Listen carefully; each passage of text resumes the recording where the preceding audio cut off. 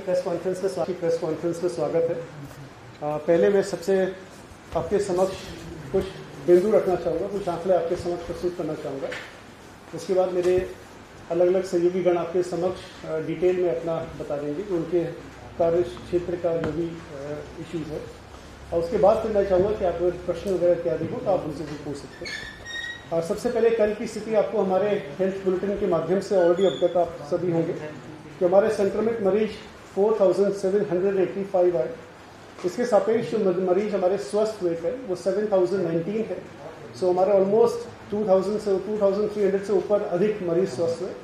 हम लोग चाहेंगे कि लगातार इसी प्रकार से भी आगे श्रृंखला बनी रहे। सेकेंड, आपने ये देखा होगा हमारे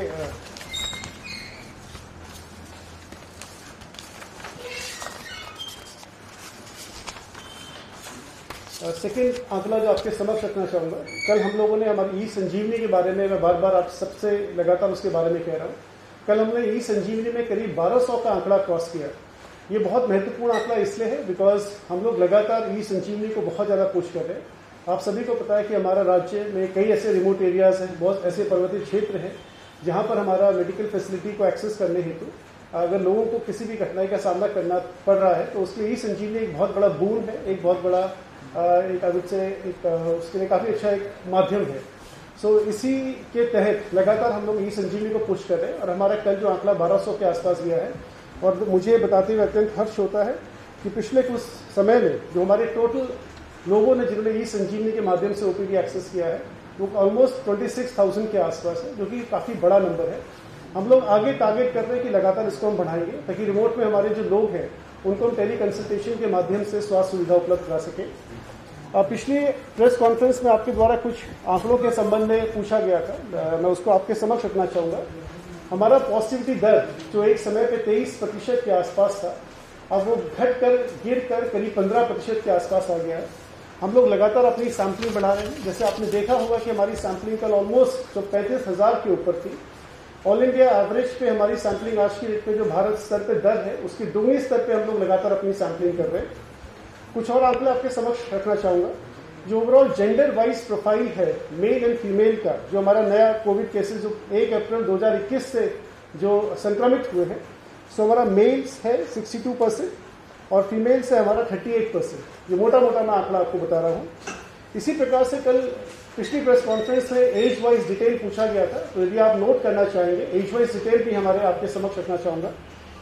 0 से लेकर 9 साल तक 1.6% लोग इन्फेक्ट हुए, 1.6।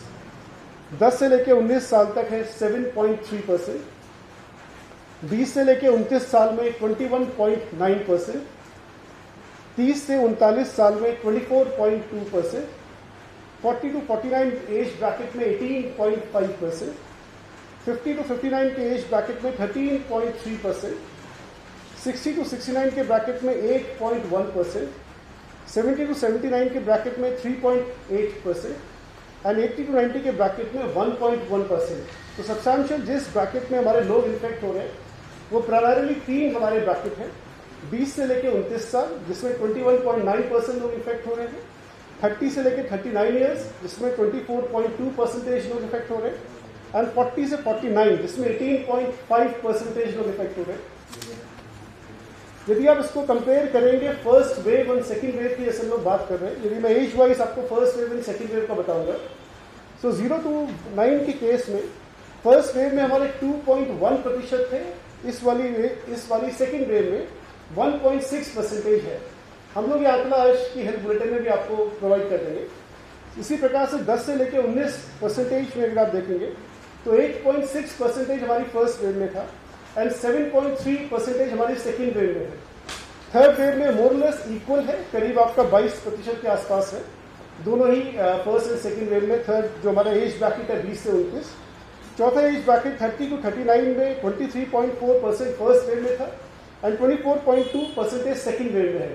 तो जो नीचे के हमारे छोटे एज के जो ब्रैकेट है उसमें कोई सब्सटैंशियल डिफरेंस अभी देखने को नहीं मिल रहा है। तो ये डिटेल आंकड़ा हम लोग आपको हेल्थ बुलेटिन के माध्यम से आपको हम लोग उपलब्ध करेंगे। इसी प्रकार यदि आप हमारा डेथ का आंकड़ा यदि आप देखेंगे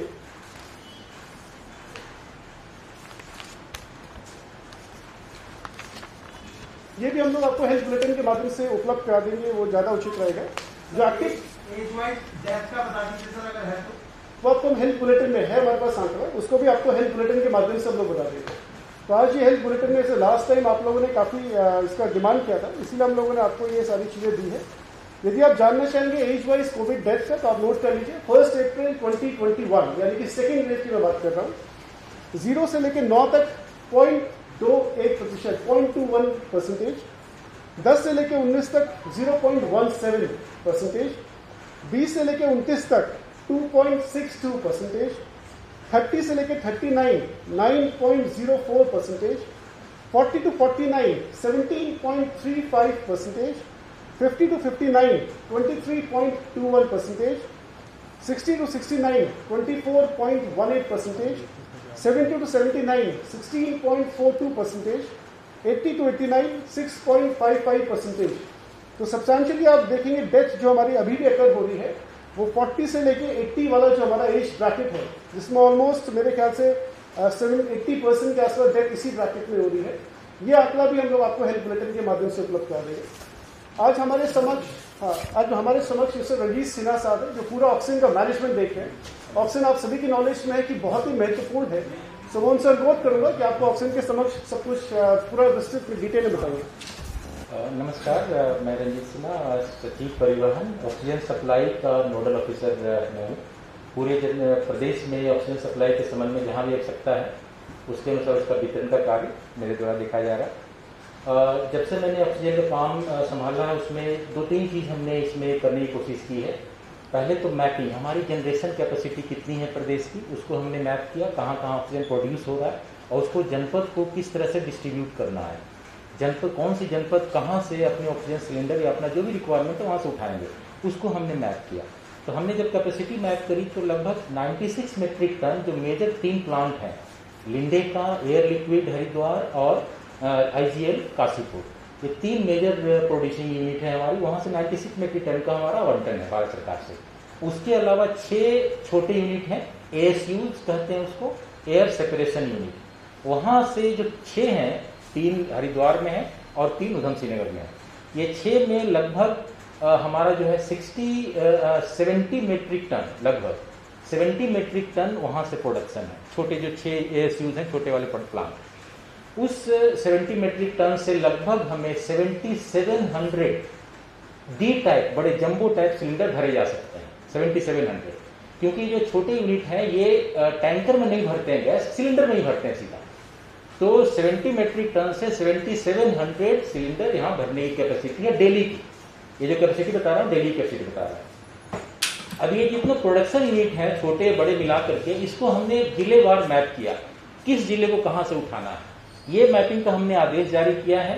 हिल के डिस्ट्रिक्ट कहाँ से उठाएंगे, प्लेन के डिस्ट्रिक्ट कहाँ से उठाएंगे, इससे काफी सुविधाजनक हो गई। हर डिस्ट्रिक्ट को अपना एक क्लियर कट उनके पास एक प्लान है, एक तय जगह है जहां से कि अपने रिक्वायर्ड सिलेंडर को उठा सकें। ये हमारा प्रदेश के अंदर हो गया, यानी प्रदेश के अंदर हमारा जो लोकेशन है लगभग 167 मेट्रिक टन प्रदेश के अंदर जो हमारा प्रोडक्शन है और हमारा लोकेशन मिला करके। इसके अलावा जो कमी पड़ती है वो भारत सरकार ने दूसरे प्रदेश से, जमशेदपुर से 40 मेट्रिक टन और दुर्गापुर से 20 मेट्रिक टन हमें आवंटन किया है, अलोकेशन है। इस तरह से बाहर से जो हमें मिल रहा है, इसमें हमने जहां से प्रोडक्शन हो रहा है रेलवे के साथ, भारत सरकार के साथ कोऑर्डिनेशन करके अब तक 3 बार हमें प्राप्त हुआ है। उसमें 260 मेट्रिक टन अब तक हमारा बाहर से रेलवे के माध्यम से हमें प्राप्त हुआ है। अब उसको वो जो प्राप्ति है उसको हमने डिफरेंट रिक्वायरमेंट के हिसाब से डिस्ट्रीब्यूट किया, कुमाऊं में और गढ़वाल दोनों जगह में। हमारा एक लक्ष्य और रहा इस दौरान कि किस तरह से हम ऐसी व्यवस्था लागू बनाए कि जब पीक हो, जब ज्यादा आवश्यकता हो, तो हम उस समय क्राइसिस ना हो, तो हमने रिजर्व की व्यवस्था करी है।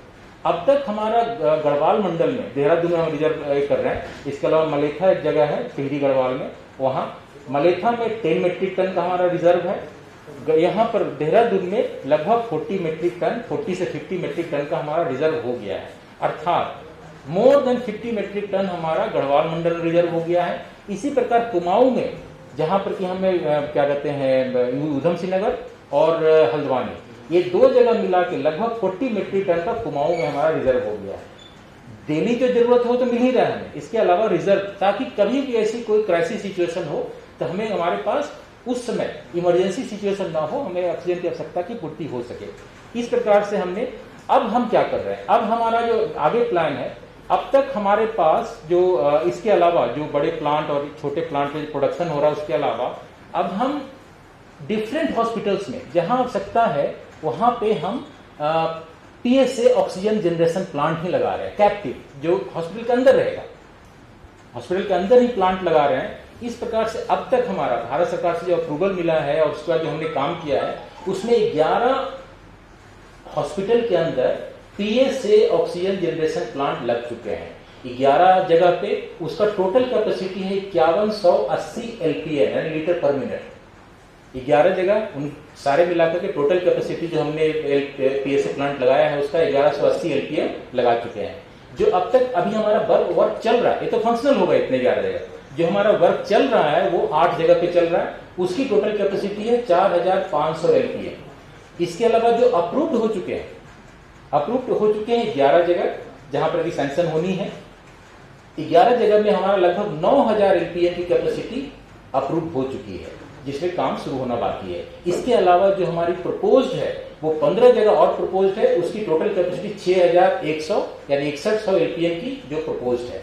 इस प्रकार से हमारा जो टोटल जो बन के आएगा, अगर हम 1-2 महीने का रेंज लें तो जो फंक्शनल है, जो वर्क इन प्रोग्रेस है, जो अप्रूव्ड है और जो रिक्वायरमेंट और जो प्रपोज्ड है, वो सब मिलाकर अगर हम देखें तो लगभग हमारा 47 जगह पे हमारा इन हाउस हॉस्पिटल में जो पीएसए ऑक्सीजन जनरेशन प्लांट है वो लग जाएगा, वो शुरू हो जाएगा। ये एक लेवल हुआ जिसमें कि हम जनरेशन प्लांट हॉस्पिटल में ही लगा रहे हैं। दूसरा हमारा प्लान ये है कि पूरी मैपिंग करें कि कहां कहां पे स्टोरेज टैंक की जरूरत है। जैसे दून मेडिकल कॉलेज हॉस्पिटल में, दून हॉस्पिटल में 1 मेट्रिक टन का हमारा स्टोरेज टैंक है। अगर एम्स की बात करें तो 27 मेट्रिक टन का स्टोरेज प्लांट है। इस प्रकार से डिफरेंट हॉस्पिटल्स में है लेकिन कम है। इसको हमने प्लान किया है और कितने जगह ऐसे हैं जहां पर कि हमको टैंक चाहिए ताकि सिलेंडर पे डिपेंडेंसी कम जाए। तो इसका हमने जो प्लान किया है इसमें लगभग हमारा 8 जगह 8 हॉस्पिटल को आइडेंटिफाई किया जहां स्पेस अवेलेबल है, वहां पे हमने स्टोरेज टैंक की हमने व्यवस्था का प्रपोजल रखा है। इसको हम आगे निर्णय के लिए आगे प्रस्तुत करेंगे। अभी हमारा ये प्लान है, ये 8 जगह मिलाकर टोटल जो हमारा स्टोरेज टैंक क्रिएट होगा, जो बनेगा 147 मेट्रिक टन का क्रिएट होगा। नेक्स्ट एक और हम कर रहे हैं, सिलेंडर कितने हैं हमारे पास, उसको पूरा हमने मैप किया, hospital wise, vendor, refilling unit, ASUs, हर जगह हमने मैप किया जिलेवार। तो उसमें लगभग हमारे डी टाइप जो जंबो टाइप सिलेंडर है वो 20,483 जंबो टाइप सिलेंडर है पूरे प्रदेश में, और बी टाइप जो छोटे वाले सिलेंडर होते हैं वो लगभग 6000 है। तो इस प्रकार से हमने पूरी मैपिंग कर ली। अब हम ये कर रहे हैं कि किसी भी क्राइसिस सिचुएशन में, हिल्स में जो हमारे पहाड़ी जिले हैं वहां पर अगर 72 घंटे ऑक्सीजन कहीं बाहर यहाँ प्लेन से नहीं भी गया तो 72 घंटे का हमारा रिजर्व होना चाहिए। प्लेन में हमने रखा है कि 24 घंटे का हर हॉस्पिटल के पास एट ए टाइम रिजर्व होना चाहिए। अगर 24 घंटे ऑक्सीजन नहीं कहीं से नहीं भी गया तो 24 घंटे हमारा क्राइसिस मीट आउट हम उसको मिला सके। इसके लिए जो हमने प्लान किया है लगभग 9000 डी टाइप सिलेंडर का और हम प्लान कर रहे हैं, ताकि टैंक क्रिएट होंगे, पीएसए प्लांट होंगे, सिलेंडर भी हम बैकअप में रखेंगे। तो इस तरह से लेयर वाइज हमने एक क्राइसिस सिचुएशन को, जो भी ऑक्सीजन की डिमांड है उसको मीट करने के लिए हमने पूरा प्लान किया है। हमारा उद्देश्य पर्पस ये है, हमारा जो ऑब्जेक्टिव ये है, हर हॉस्पिटल में जहां भी हो सकता है हम या तो पीएसए प्लांट लगाएं, टैंक रहे उनका, प्लस सिलेंडर बैकअप में रहे। This is our plan.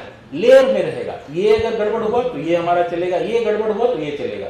इस प्रकार से हम ऑक्सीजन क्राइसिस को जो नेक्स्ट अभी जो ये हो रहा है कि नेक्स्ट वेव आएगी, उसके लिए हमारा पूरा प्लान फुल प्रूफ हमने प्लान किया है। और इस प्रकार से कहीं भी अगर आज की तारीख में हम बात करें तो कहीं भी ऑक्सीजन की दिक्कत नहीं है। दिक्कत तो नहीं है, इसके अलावा हमने रिजर्व भी क्रिएट कर लिया है क्राइसिस सिचुएशन को मीट करने के लिए। फ्यूचर में अगर कहीं ऑक्सीजन की डिमांड आती है इसके लिए हम पूरी तरह से तैयार हैं। सर सारे प्लांट में सर बिजली की व्यवस्था, मतलब जनरेटर की व्यवस्था है कि अगर Yes. लाइट होती है तो हमारे पास जनरेटर सिस्टम होगा सर? यस, जितने 11 जगह जो चल रहे हैं अभी हमारा जो शुरू हो चुका है पीएसए प्लांट, सब जगह बिजली है बैकअप के लिए। रिक्वायर्ड जितना केवीए का जनरेटर चाहिए वो है। सर एक सवाल राज्य में ऑक्सीजन पहुंचाने का तो आपने बता दिया, राज्य से बाहर कितनी ऑक्सीजन भेजी है हमने? देखिए, हमारा जो 3 मेजर प्लांट है वो भारत सरकार से अलोकेशन होता है। लिंडे की कैपेसिटी 165 मेट्रिक टन की है, वहाँ से हमें 40 मेट्रिक टन का अलोकेशन है। बाकी जहाँ पर रिक्वायर्ड, क्योंकि हमको पूरे ए को देखना, पूरे देश को देखना है। पंजाब जो एडजॉइनिंग स्टेट है जहाँ पर कि नहीं है जनरेशन प्लांट, आपने कोटे में से दिया हमने किसी राज्य को ऑक्सीजन? नहीं, हमारे कोटे से हमने नहीं दिया है।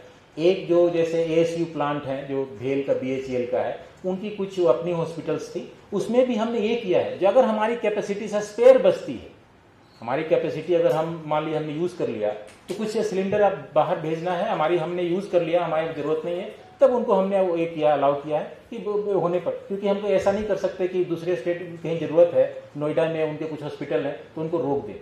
हमने ये किया है, हमारी आवश्यकता पूर्ति हो जाए तो कुछ सिलेंडर आप दे सकते हैं। सर 180 मीट्रिक टन पूरा हो रहा है हमारे पास ऑक्सीजन?